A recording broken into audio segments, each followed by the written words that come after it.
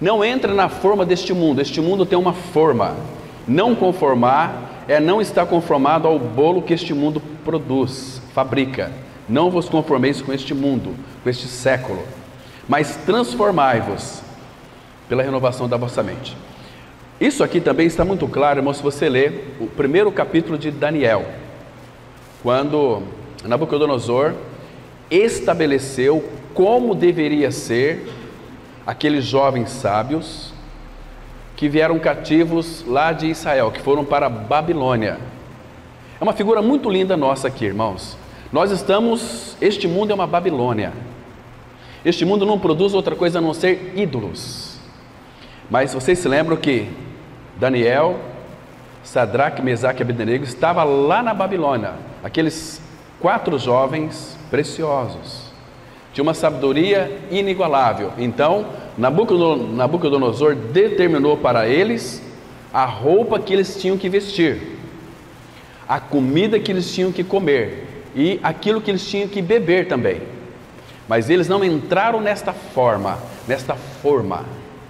Eles disseram não, mas de uma forma muito sábia. Conversou com aquele nutricionista, aquele chefe lá da cozinha, porque o rei havia estabelecido as iguarias que eles tinham que comer, porque o rei queria jovens sábios e de boa aparência. O que importa para o mundo é boa aparência, é aquilo que é externo. Para o Senhor não, é algo interno que faz toda a diferença. É a habitação de Cristo em nós. Ele é o Senhor, Ele é o mais formoso, Ele é belo, Ele é lindo, é precioso. Ele que nos faz bonitos, Ele que nos faz pessoas preciosas, porque o tesouro é Ele. Nós temos um tesouro em nosso interior de inigualável valor. Não tem como nós compararmos Cristo aos valores deste mundo, entende? Mas então o Senhor deu graça para Daniel, que mesmo aquele chefe lá da cozinha estava sobre ali sentença de morte, se não cumprir ele poderia morrer, né? Mas então o Senhor quebrantou o coração daquele homem. Ele fez um teste durante 10 dias, e após aqueles 10 dias comeram legumes. A palavra fala que aqueles, Daniel, Sadraque, Mesaque e Abednego, eram jovens mais formosos, a face era mais linda, era como que uma face que espelhava alguma coisa tão diferente, que eles ficavam tão entusiasmados, que quando olhava para a face daqueles jovens, eles se alegravam. Não é que eles queriam ser diferentes, mas tinha alguém neles, velando por eles, que os fazia diferentes. Nunca queira ser diferente, irmãos.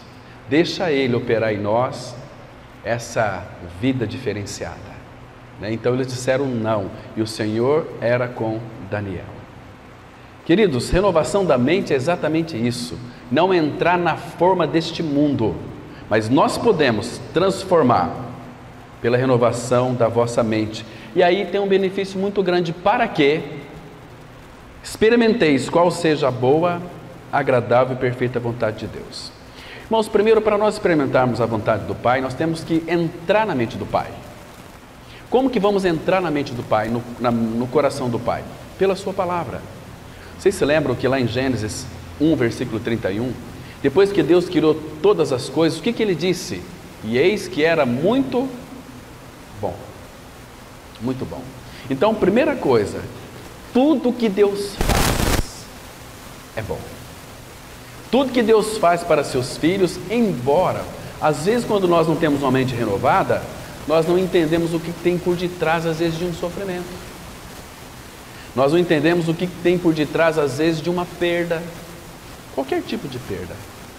Mas se você tem uma mente renovada, você vai perceber que aquela coisa está cooperando para o teu bem.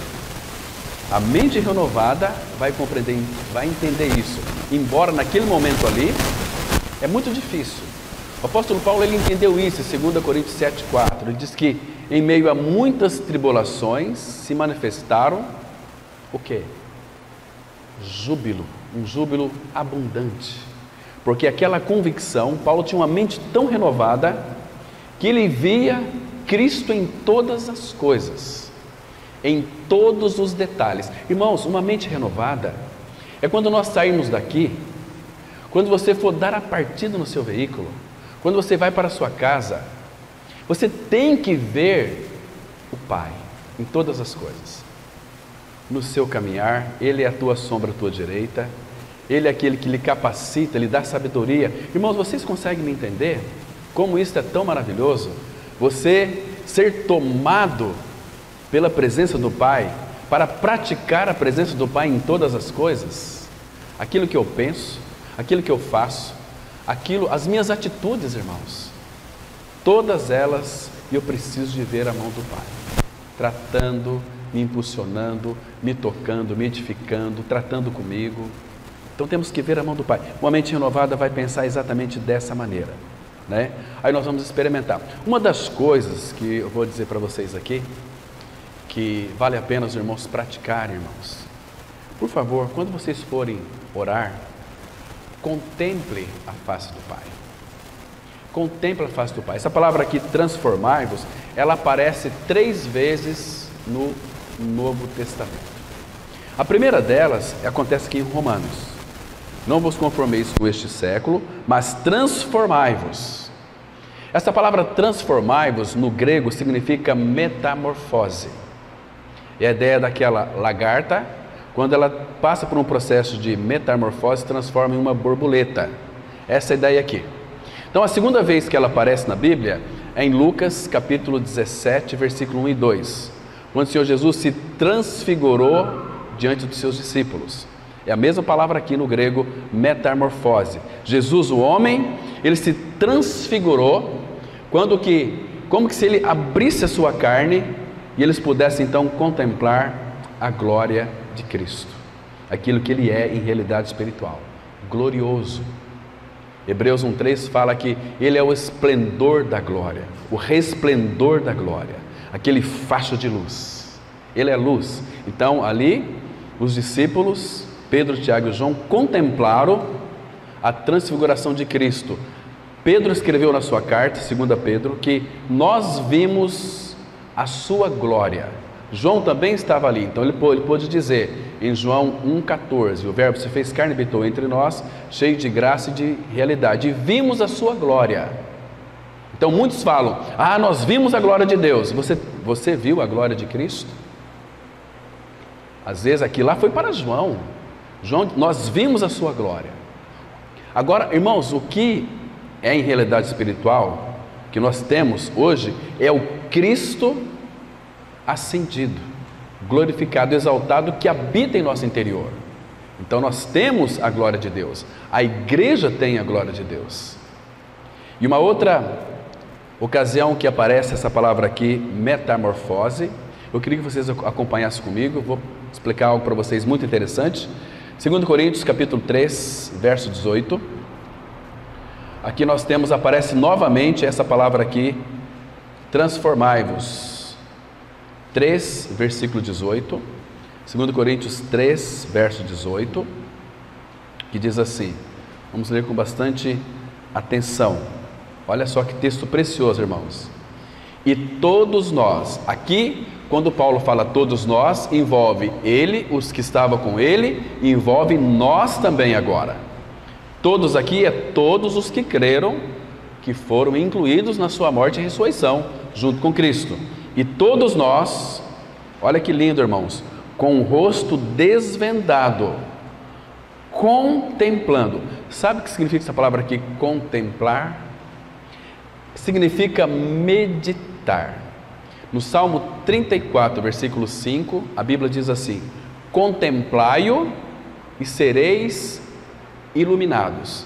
Lembra quando Moisés estava na sua tenda e Deus foi lá falar com ele face a face, ainda que aparições fragmentadas?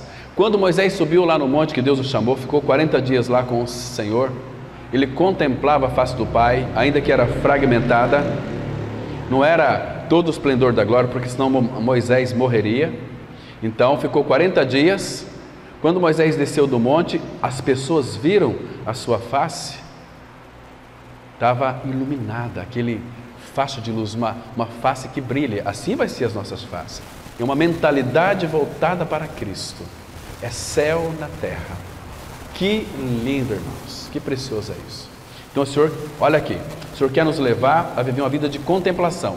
E todos nós, com o rosto desvendado, contemplamos como por espelho, olha aqui, a glória do Senhor. Então, quando nós contemplamos a sua glória, olha para o texto, irmãos, com bastante cuidado.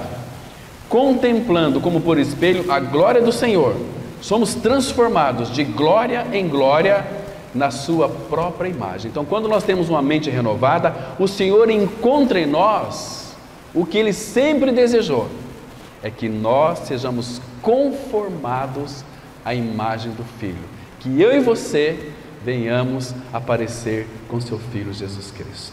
Vocês estão me entendendo, irmãos?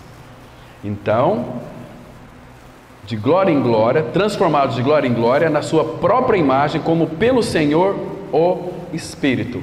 O Senhor, Ele é o Espírito. Não é o Espírito do Senhor, o Senhor o Espírito. Importante que nós saibamos disso. Deus é Espírito. O Senhor é o Espírito. O Pai é o Espírito. O Espírito de Deus habitando em nós. O Filho é o Espírito. Não é o Espírito do Senhor. O Senhor, o Espírito. Aquele que se une ao Senhor é um Espírito com Ele. Imagina só, estamos ligados a Cristo em um mesmo Espírito. Ele habita em nós e nós habitamos nele. Ele orou por isso, Pai, para que eles sejam um como nós o somos, e eu em Ti e Ele em nós, pelo mesmo Espírito. Que coisa mais preciosa. Percebemos que cristianismo não podemos ficar envolvidos em ritualismos. Eu fico tão triste, irmãos. Aliás, não apenas eu, mas o próprio Senhor, quando contempla a sua igreja, vê a igreja indo por caminhos desordenados, por caminhos de fazer isso, fazer aquilo, campanha disso, campanha daquilo. Meu Deus, o Pai não quer nada disso para nós. O propósito do Pai para a sua igreja hoje é que nós sejamos parecidos com o seu amado Filho. Outro detalhe importante aqui, uma mente renovada, irmãos. Jesus Cristo é o mesmo ontem, hoje e o será para todo sempre. Nós não cremos que Ele é o Todo-Poderoso, então por que buscarmos recursos deste mundo? Quando nós buscamos as coisas lá do alto, Ele vai nos orientar como procedermos neste mundo. Ele vai providenciar recursos para nós, mas Ele vai nos mostrar um lugar adequado, como agir, como fazer, porque temos uma mente renovada. Uma mente bem fresquinha, uma mente bem sensível para ouvirmos a voz do Espírito do Senhor. Ele vai trazer aquela convicção. Irmãos, é tão bom isso. Então vamos hoje, de uma forma panorâmica, claro, fazer uma introdução sobre a renovação da mente. Domingo que vem nós vamos estudar a segunda parte, mas aí nós vamos aprofundar em aspectos práticos, para ter uma mente renovada e viver uma mentalidade nova, renovada, ok? Então vamos entrar aqui no nosso estudo. A mente é a parte principal da alma, e dela dependem muitas coisas na vida espiritual do regenerado. Uma mente conformada ao mundo trará consigo muitos problemas. Em troca, uma mente renovada permitirá a necessária transformação da alma, até chegar a ser um veículo eficaz para a obra de Deus. Assim como era o Senhor Jesus Cristo. O Senhor Jesus tinha uma alma humana, um espírito humano e um corpo humano. Irmãos, quando que você vai ler no Novo Testamento, nos 4 evangelhos, e houve um conflito com o Senhor Jesus Cristo, entre a alma dele e o espírito dele? Não, nunca houve. Era uma harmonia tão magistral, irmãos. Percebe? Então a alma dele era rendida totalmente ao Senhor. O Senhor poderia então trabalhar dele para fazer as coisas. O Senhor Jesus cuidou da sua mãe, pelo menos até os 30 anos. Seu pai havia morrido. José, ele fazia mesas, fazia bancos, fazia um monte de coisas. Percebe? Mas nunca havia um conflito no Senhor Jesus. Aquela ambição, eu sou carpinteiro, então agora vou ser muito próspero aqui. Não, era para o sustento da sua mãe. Paulo fala assim, tendo sustento com que nos vestir, estejamos contentes. O que você precisa mais? Comer, beber e vestir. Estejamos contentes. Mas o Senhor não para, Ele quer nos abençoar. Ele dá para nós uma casa, Ele dá para nós muitas roupas, né? Sandálias e calçados, nos dá saúde, Ele nos dá tudo para nós. Por que renovar a mente? Porque a mente renovada traz transformação nas atitudes, mudança no caráter. Irmãos, uma pessoa que às vezes fica dizendo o seguinte: eu estou crucificado com Cristo, mas não tem mudança de caráter, não tem uma mente renovada, não tem uma alma tratada, não tem atitudes cristãs, céu na terra. Você nunca experimentará qual é a verdadeira vontade de Deus para a tua vida, se não viver plenamente na nova vida que Ele te chamou para viver. Coloque os pensamentos de Deus na sua mente e prove a revelação de quanto Deus é bom e perfeito é a vontade do Pai para a sua vida. Quando eu coloquei aqui, colocar a vontade de Deus na sua vida, coloque a palavra dele na sua mente. Se encharque da palavra, se sature da palavra. Lembra do irmão César Conegliano? Ele ficou durante mais de 2 anos, dizendo o seguinte, que ele tinha medo de ser enterrado vivo. Mas o que o libertou? Um dia, ele orava, mas quando ele começou a ler as Escrituras, ler a palavra, um dia a palavra de Deus falou com ele. Ele começou a ler a palavra, ele falou assim para o César: César, eu sou Deus Todo-Poderoso, a minha presença está em todos os lugares. Você acha que eu não sou o Deus abaixo de 7 palmos? Fui liberto pela palavra. A palavra me penetrou. Irmão, nós somos penetrados pela palavra. Lembra de Hebreus 4:12? A palavra de Deus é viva, eficaz e mais penetrante. Somos penetrados pela palavra. E a palavra em nós produz transformação. Estão me entendendo? Agora, querido irmão, você sabe quais são os pensamentos de Deus? Como nós podemos saber os pensamentos de Deus para nós? Tendo a mente renovada. Vamos ler aqui Jeremias 29:11, que diz assim: Eu é que sei que pensamentos têm a vosso respeito, diz o Senhor, pensamentos de paz e não de mal, para vos dar o fim que desejais. Você sabe agora qual é o pensamento de Deus para a sua vida? Aqui no original a ideia é mais ou menos assim, irmãos. Olha, ele está dizendo o seguinte: olha, somente eu conheço os planos que determinei a vosso respeito, para vos dar uma esperança e um futuro que você jamais conheceu. As coisas que os olhos não viram, o ouvido não ouviram, jamais penetrou no coração humano, são as coisas que Deus preparou para aqueles que o amam. Mas Deus nos revelou pelo Espírito, porque o Espírito perscruta todas as coisas, até mesmo as profundezas de Deus. Irmãos, o Espírito Santo que habita no seu interior é o mesmo Espírito que perscruta as profundezas de Deus. Irmão, que coisa mais impressionante! Existe algo maior do que isso? Ele vai nas profundezas de Deus. E Jesus vai dizer o seguinte, em João 16: quando Ele vier, o Espírito Santo já veio, nós já temos, Ele vai anunciar para vocês tudo aquilo que Ele viu e ouviu da parte do Pai. Irmão, sabe por que a gente recebe tão pouco da parte do Senhor? Nós somos negligentes. Leia a carta de Hebreus. Logo nós vamos voltar a tratar sobre Hebreus, irmãos. Algumas advertências aqui, muito interessante. Mas aqui, irmãos, isso aqui é lindo, os pensamentos de Deus. Queridos, ele fala em Isaías 55, de 8 a 9, que os pensamentos dele é mais altos do que o nosso. E os pensamentos dele para nós não se comparam com o nosso. Nós queremos coisas, Ele quer nos dar uma coisa, Ele mesmo para nós. Irmãos, que os nossos olhos sejam abertos para vermos essa realidade. A vontade de Deus é boa e na aplicação da realidade humana, Ele sempre busca o bem dos seus filhos, ainda que eles não entendam.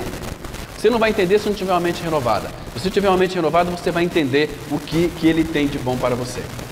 Vamos ler aqui Jeremias 32, verso 40.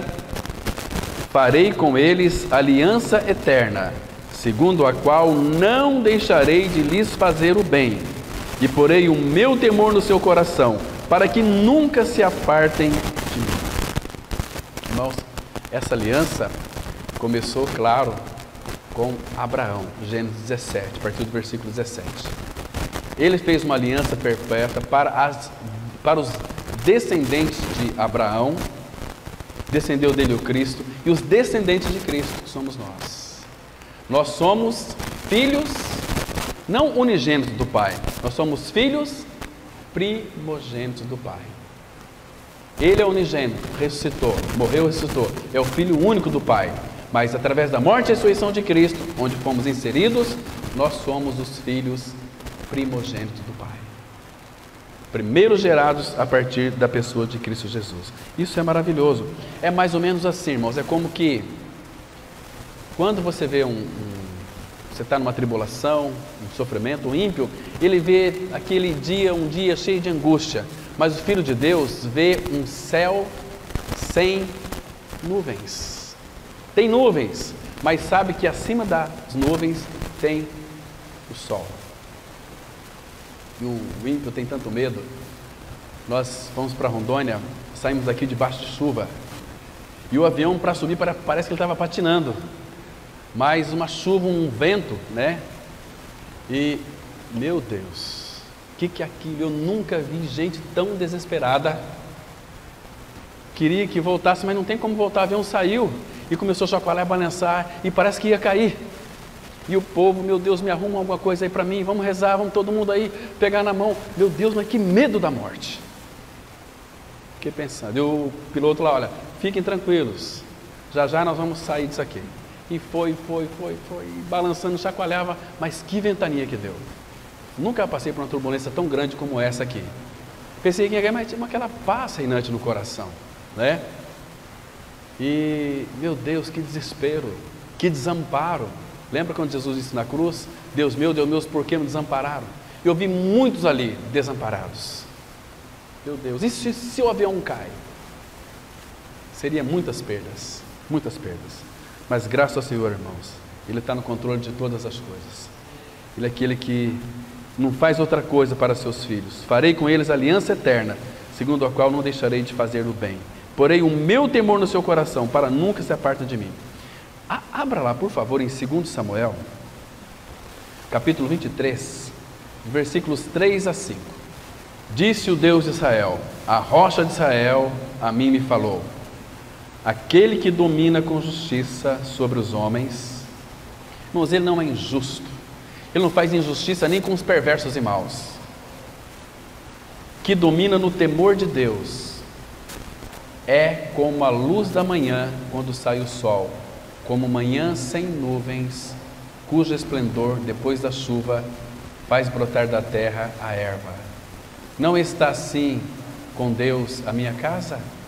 Pois estabeleceu comigo uma aliança eterna, em tudo bem definida e segura. Não me fará Ele prosperar toda a minha salvação? Irmãos, manhã sem nuvens. Não está assim com Deus a minha casa? A minha morada? Queridos, que coisa mais linda. Ele vai fazer prosperar a minha salvação. Em que aspecto? Salvação no meu espírito, na minha alma e no meu corpo. Uma salvação plena, uma salvação total, real e absoluta. E assim é Deus para conosco. Vamos avançar aqui, irmãos. Se a vontade de Deus é boa, obviamente ela também é agradável.